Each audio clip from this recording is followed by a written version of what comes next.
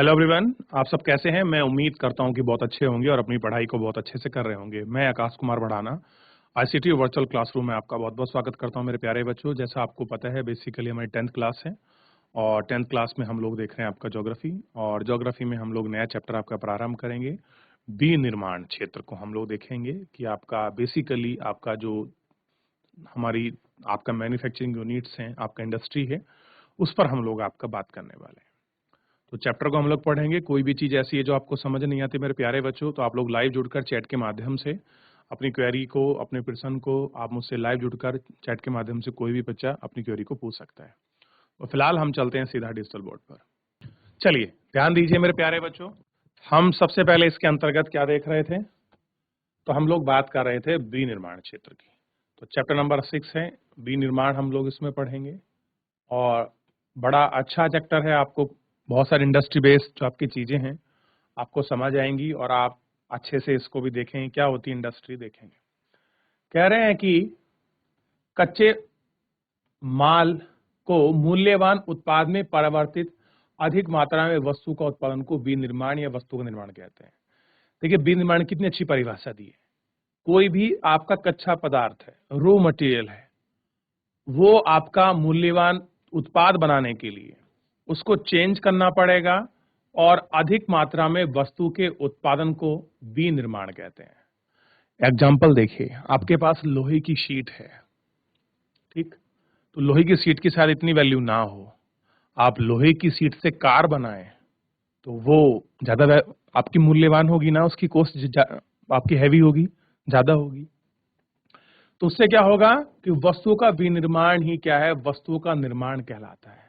आप जानते हैं कि कागज, लकड़ी, चीनी, गन्ना, लोहा, इस्पात, लोहा, एल्युमिनियम से निर्मित होता है। कह रहे ये सारे कैसे हैं, ये ऐसी इंडस्ट्री हैं जिनको आप कह सकते हैं कि इनसे कुछ ना कुछ आपके चीजें, आपका कुछ ना कुछ इनसे बनाया जाता है। क्या आप यह भी जानते हैं कि कई किस्म के कपड़े ऐसे रेशों से बनते हैं जो रेशा उद्योग में बनता है। आप बिल्कुल देखते हैं लाइलोन, क्लियर है, और टाइलिन, बहुत सारे ऐसे कपड़े हैं और जो आपके फाइबर के रेशे आते हैं, ये सब उनसे बनते हैं। कह रहे हैं द्वितीय कार्य में लगे व्यक्ति कच्चे माल को परिष्कृत वस्तु में परावर्तित करते हैं। स्टार कार, कपड़ा उद्योग, बेकरी तथा पेय पदार्थ संबंधी उद्योग में श्रम इसी वर्ग के अंतर्गत आते हैं।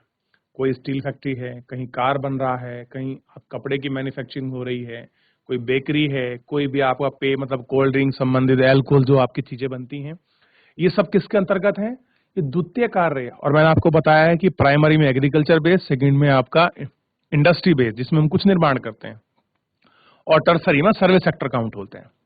तो ये सारी चीजें इसके अंतर्गत आती हैं। कुछ व्यक्ति सेवा प्रदान करने के लिए रोजगार पाते हैं। इस अध्याय में हम द्वितीय कृत्या के अंतर्गत विनिर्माण उद्योग के विषय में पढ़ेंगे। तो बेसिकली हम किसके विषय में देखेंगे, विनिर्माण उद्योग के विषय में इसको हम गौर करके पढ़ेंगे।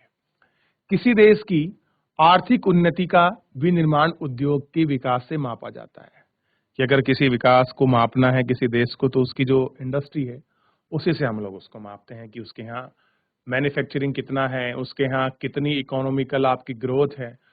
अगर किसी देश की ग्रोथ अच्छी है, और किस बात में कर रहे हैं, इकोनॉमिकल, उसके यहाँ उद्योग विकसित हैं, अल्प विकसित हैं, उसी के आधार पर हम लोग ये सारी चीजों को आपका मापते हैं और इन्हीं के आधार पर हम इन सारी चीजों को आपका देखते भी हैं। तो क्लियर है। तो ये सारी चीजों को हमको देखना है, इन सारी चीजों पर हम लोगों को बात भी करनी है और इन सारी चीजों को हम लोगों को गौर करके भी देखना है। क्लियर है।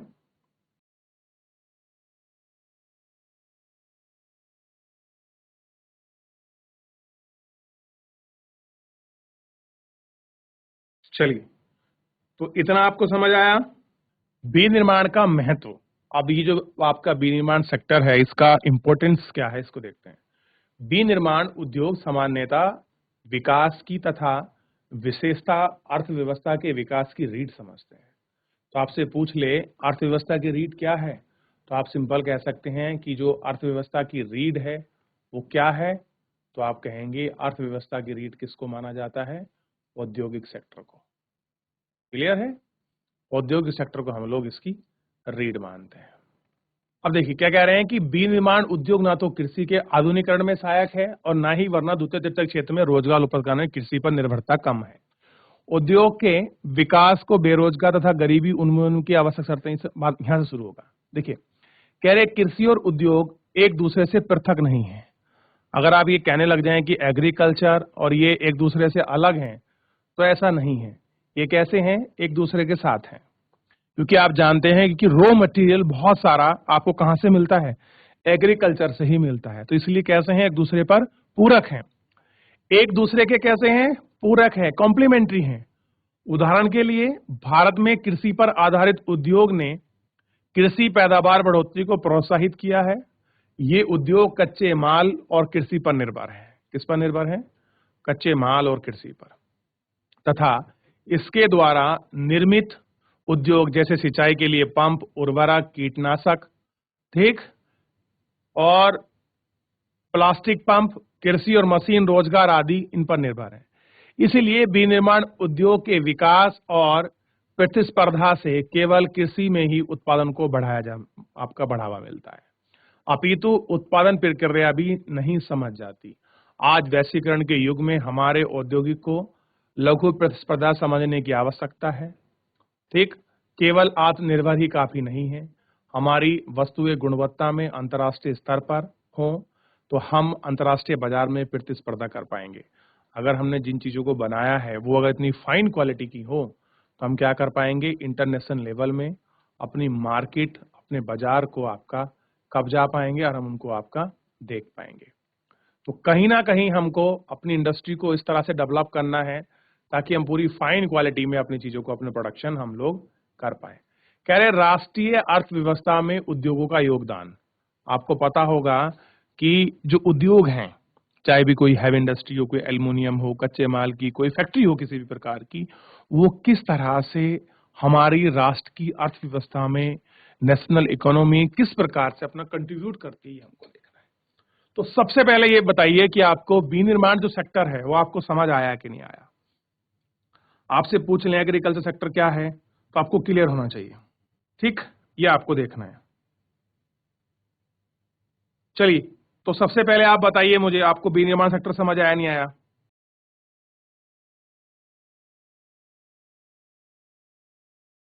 आगे देखिए, पिछले 2 दशक में सकल घरेलू उत्पाद के विनिर्माण उद्योग में 27% का योगदान रहा है। 17% का भी रहा है, क्योंकि 10% भाग में खनिज, गैस, विद्युत ऊर्जा का योगदान है, कि इन सब का भी आपका योगदान रहा है। भारत की अपेक्षा अन्य पूर्व एशिया के में राष्ट्र का योगदान में सकल घरेलू उत्पाद में 25% से 35% है। पिछले एक दशक से भारतीय निर्माण क्षेत्र में 7% प्रतिशत बढ़ा है। आप कह रहे हैं कि जो भारतीय की आपकी सेकंड सेक्टर है, इसमें आप अगर आप लोग ग्रोथ देखोगे तो 7% पर ईयर है। बढ़ोतरी का यह है, अगले दशक में 12% की अपेक्षाकृत की थी। वर्ष 2003 में विनिर्माण क्षेत्र में 9 से 10% का हुआ है। उपयुक्त सरकारी नीतियों तथा औद्योगिक उत्पादन के बढ़ने के लिए प्रयास से अर्थशास्त्रियों का अनुमान है कि विनिर्माण उद्योग अगले एक दशक में अपना लक्ष्य पूरा करेगा। इस उद्देश्य से राष्ट्रीय विनिर्माण प्रतिस्पर्धा नेशनल मैन्युफैक्चरिंग कॉम्पिटिटिव काउंसिलिंग की स्थापना की गई थी। क्लियर है? क्या बनाएगी? एक काउंसलिंग पूरी बनाई गई, ताकि हम लोग क्या कर सकें, कैसे हमारी इंडस्ट्रियल बेस का आपका उसमें बढ़ोतरी हो सके, कौन से हम नए आपके प्रयास कर सकें, विनिर्माण सेक्टर के क्या चीजें हैं। तो ये सारी चीजों को हमको एक दशक तक इनको देखने की आवश्यकता है, इनको गौर करने की आवश्यकता है। तो ये सारी चीजें, ये सारे प्रयास इनके द्वारा आपके किए गए थे और इसमें देखा भी गया था। चलिए आगे देखें। चलिए, कह रहे हैं कि औद्योगिक अवस्थिति कि कहां सर उनका स्टेबलिश आपका स्टेबलमेंट है, उनको देखते हैं। औद्योग की स्थापना संभावित जटिल है। इनकी स्थापना में कच्चे माल की उपलब्धता, श्रमिक, पूंजी, शक्ति के संसाधन, बाजार आदि की उपलब्धता से प्रभावित होती है। कह रहे उद्योग के लिए संभावना जटिल क्यों है? जटिल का मतलब है कठिन क्यों है? क्योंकि इनके लिए कुछ चीजें होनी चाहिए। जैसे क्या होना चाहिए? पहली बात तो आपको कच्चा माल की उपलब्धता हो, रॉ मटेरियल आपको पूरा मिले। उसके बाद श्रमिक पूरे हों, पूंजी पूरी हो, शक्ति के साधन और बाजार की जो उपलब्धता है वो आपके पूरे हों। इन सभी कारकों का एक स्थान पर पाया जाना लगभग संभव हो, असंभव है। और कह रहे ये सारी चीज किसी भी एक जगह मिल जाए एक स्थान पर, ये पॉसिबल नहीं है। शक्ति का मतलब होता है ऊर्जा से, बिजली से, और तथा बाजार। तो ये हमको बेसिकली 1 2 3 4 5 6 5 चीजें हमको चाहिए जिनके बेस पर इंडस्ट्री चलती है। रॉ मटेरियल, श्रमिक यानी कि जो लेबर होगी, कैपिटल यानी कि पैसा, शक्ति के संसाधन मतलब आपका बिजली वगैरह, कोयला, इन चीजों में कुछ हो। अगला है बाजार। ये सारी चीजें एक ही स्थान पर मिले ये बड़ा मुश्किल है। तो फलस्वरूप विनिर्माण उद्योग की स्थापना के लिए वही उपयुक्त है जहां ये कारक उपलब्ध हो। इन कीमतों पर उपलब्ध कराया जाता है। औद्योगिक प्रक्रिया के प्रारंभ में होने के साथ साथ नगरीय प्रारंभ होता है। कभी कभी उद्योग क्षेत्र में ही उनके निकट है। इस प्रकार औद्योगिक और नगरीय के साथ साथ चलते हैं। नगर औद्योगिक बाजारों और सेवा, बैंकिंग, परिवहन, श्रमिक, वित्तीय सलाह आदि उपलब्ध कराते हैं। नगर केंद्र द्वारा की गई सुविधा से लाभान्वित कई बार बहुत से नगर को आसपास के केंद्र में केंद्रित किए जाते हैं, जिन्हें समूहन बचत कहा जाता है। क्या बोलते हैं? समूहन बचत हम लोग इनको बोलते हैं। ठीक, ऐसे स्थानों पर धीरे धीरे बड़ा औद्योगिक आपकी चीजें क्या होने लगती हैं? एस्टैब्लिश होने लगती हैं। ठीक, कैसे होती हैं आइए थोड़ा समझते हैं। कह रहे हैं स्वतंत्रता से पहले अधिकतर विनिर्माण उद्योगों की स्थापना दूरस्थ देशों से व्यापार पर आधारित थी। कैसे थी? जो दूरस्थ के देश हैं उन पर आधारित थी, जैसे बंबई, कोलकाता, चेन्नई आदि। तो यानी कि जितनी भी इंडस्ट्री थी वो सब कहाँ थी? देश से दूर दूर स्थापित थी। अब एक कोने में हो गया बॉम्बे, एक कोने में हो गया कलकत्ता, एक लास्ट में हो गया चेन्नई, बीच में कानपुर, आगरा जैसी चीजें थी जहां पर आपका लेदर इंडस्ट्री थी। ठीक, तो ऐसा थोड़ा सा आपका कठिन था कि इस तरह की चीजें आपके बने हो, दूर थी सबकी।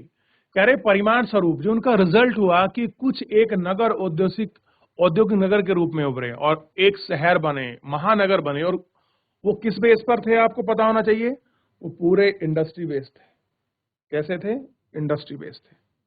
ठीक, और इसमें क्या था इंडस्ट्री बेस में आप देखेंगे तो कृषि पृष्ठीय क्षेत्र ठीक से घिरे थे। अब आपको अगर कोई भी काम आपको देखना है तो कोई भी आप कह रहे हैं कि बाजार, अगर आपको कोई भी बाजार एस्टेब्लिश करना है उसके लिए क्या चीजें होनी चाहिए? तो सबसे पहले बाजार उद्योग संबंध। तो सबसे पहले चाहिए आपको निवेश। निवेश का मतलब है कोई आपका इन्वेस्टमेंट करे, कोई पैसा लगाए तो कुछ होगा। उसके बाद चाहिए आपको कच्चा माल और उसके साथ जो अन्य फैक्टर हैं।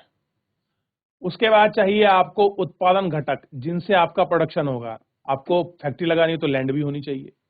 अब लैंड है तो काम करने के लिए मजदूर भी होने चाहिए, मजदूर है तो उनको पैसा भी चाहिए, और कुछ उद्यम चाहिए जिसके माध्यम से क्या प्रोडक्शन करना है। और इन सब के लिए हमको क्या चाहिए? Basic infrastructure. क्या चाहिए? अवसंरचना। कोई फैक्ट्री होगी, किसी का प्रोडक्शन कहीं तो होगा, ऐसा थोड़ा ना कहीं भी आपके खुले आसमान में कुछ भी कर दोगे। जब ये सारी चीजें कर लोगे तो कुछ आपका होगा, प्रोडक्शन होगा। फिर आपके लिए ट्रांसपोर्ट अच्छा होना चाहिए, ट्रांसपोर्ट के साथ कारखाने होने चाहिए। फिर तैयार उत्पाद होगा जिसको आप कहते हैं कि फाइनल गुड्स, वो फिर उसके लिए परिवहन चाहिए, उसके लिए फिर बाजार चाहिए। बाजार में जाएगा तो पैसा चाहिए जो लोग खरीदेगा, और फिर इसी पैसा वो कहाँ आएगा? लोगों के पास आएगा, उसी का निवेश। तो ये पूरा सर्कल डेवलप होता है। क्या होता है? पूरा सर्कल डेवलप होता है। तो इस सर्कल को एक बार सभी बच्चे अपनी कॉपी में बना लीजिए जल्दी जल्दी, कि कोई भी उद्योग होने के लिए क्या चीजें जरूरी हैं। तो इनको लिखें फटाफट, एक सर्कल बनाएं, फिर हम लोग आगे बढ़ लेंगे।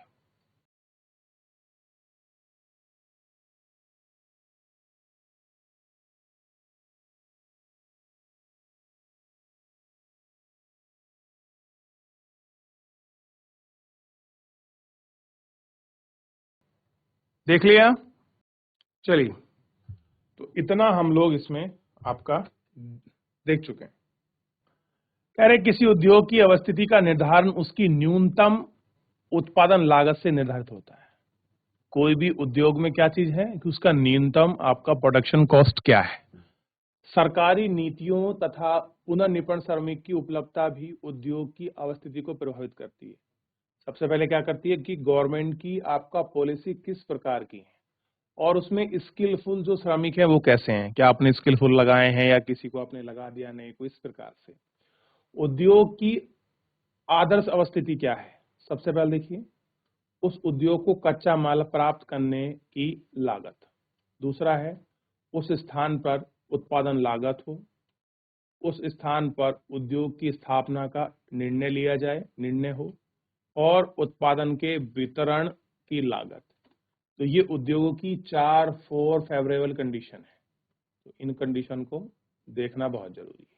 क्लियर है? तो ये कंडीशन को थोड़ा सा आप ध्यान रखें। तो 2 डायग्राम आपको बनाने हैं, एक ये बनाना है और दूसरा ये बनाना है।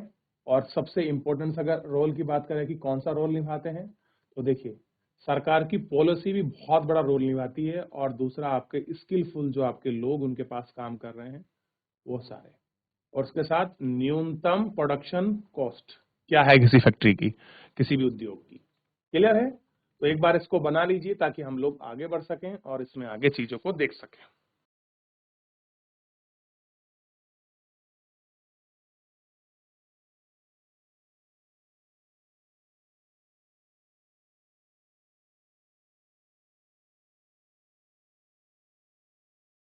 चलिए बना लिया, आगे बढ़े। अब थोड़ा सा यहां देखते हैं, कह रहे हैं कि कृषि आधारित बेस इंडस्ट्री, किस पर? Agriculture base. अब देखिए, अब आप देखते होंगे कि सूती वस्त्र, पटसन, रेशम, ऊनी वस्त्र, चीनी, वनस्पति तेल आदि कृषि उद्योग आधारित से कच्चे माल पर आधारित है। ये किस पर डिपेंड है? ये totally raw material base dependent है। किस पर? टोटल रॉ मटेरियल जो बेस है उसी पर डिपेंडेंट है। ठीक, कच्चा माल होगा तो ही तो ये सारी चीजें होंगी, नहीं तो आप सोचिए कहां से सूती वस्त्र बनेंगे, कहां से कुछ बनेगा। इन सभी के लिए आपका कच्चे माल की प्राप्ति होना बड़ा आवश्यक है।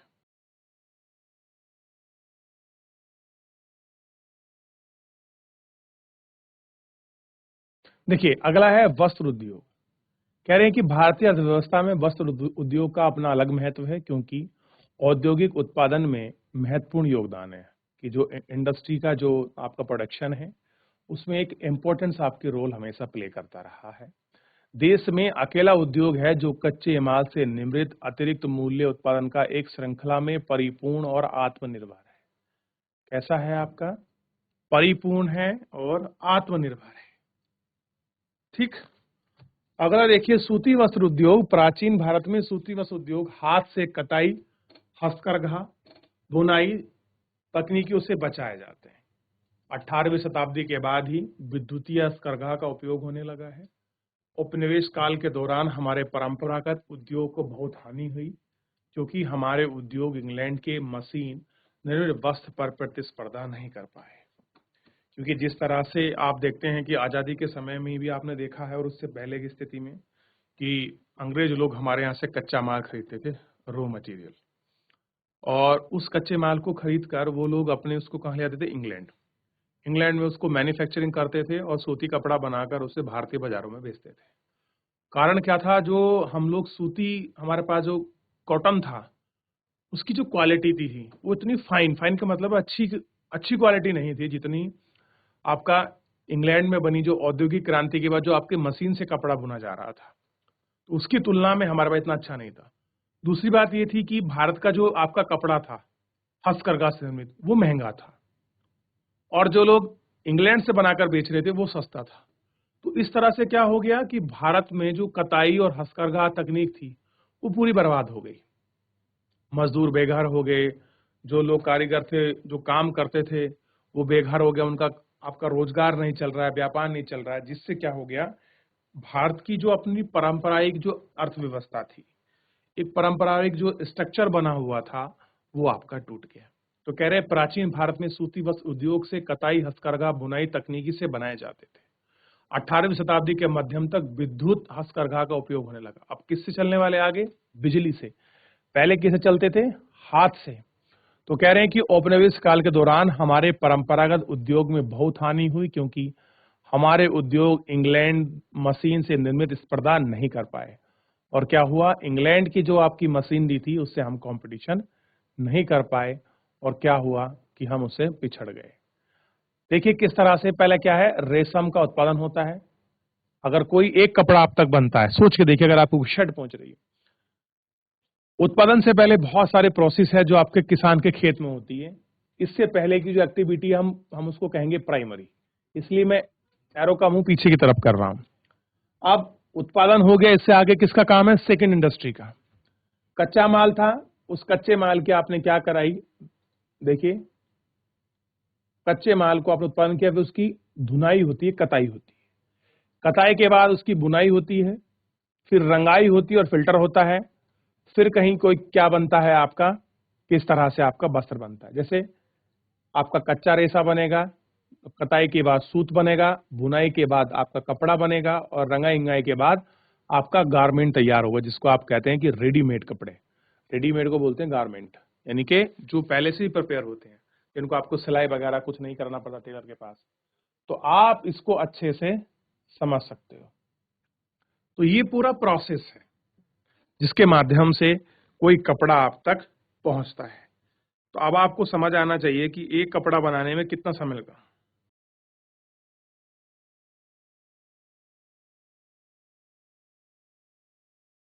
चलिए, तो इतना आपने देखा।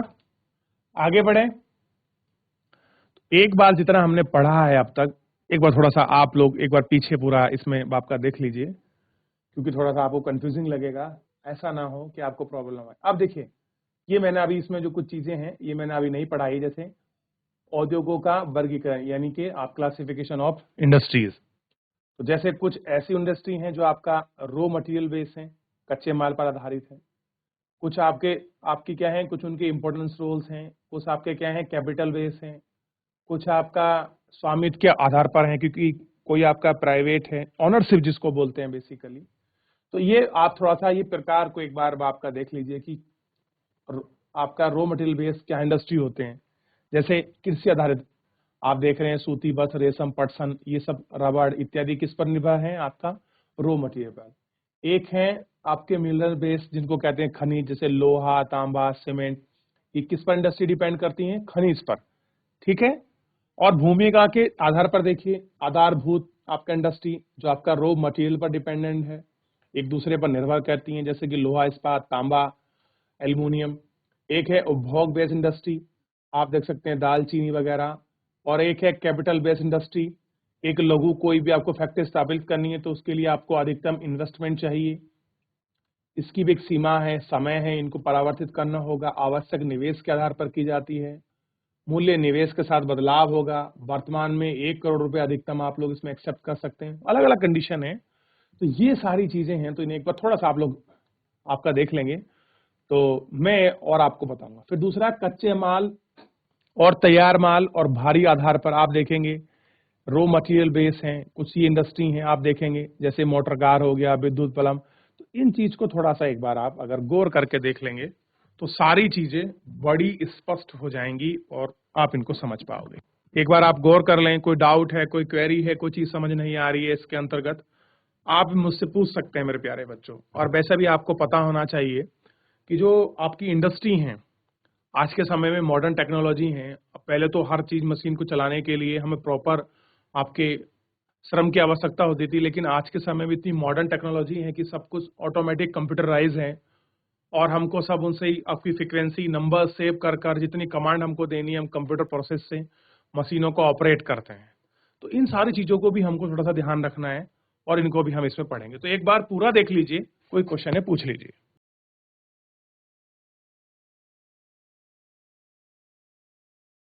तो मेरे प्यारे बच्चों, आज हमने जो आपका बेस था इंडस्ट्री का, हमने उसको समझा कि किस तरह से ये सब चीजें काम करती हैं। तो इनको हमने गौर करके एक एक करके सबको बड़े अच्छे से देख लिया। तो फिलहाल मेरे प्यारे बच्चों, आज के इस लेक्चर में इतना ही। आप लोग घर से जाकर चैप्टर को रिवीजन करिए, पढ़िए, कोई डाउट बनता आप जरूर पूछिए। फिलहाल आज के लिए इतना ही। धन्यवाद।